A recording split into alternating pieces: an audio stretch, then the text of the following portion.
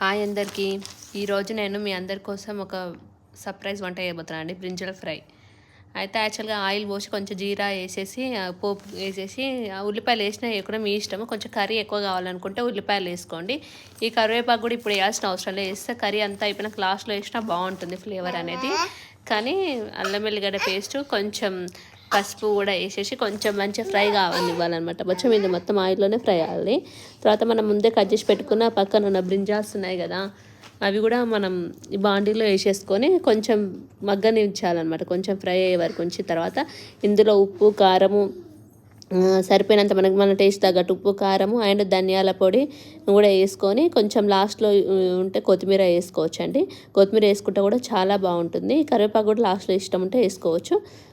Thank you so much అండి ఈ video చూసినందుకు. బాయ్ బాయ్ అందరికీ. Thank you. Bye bye. Baba.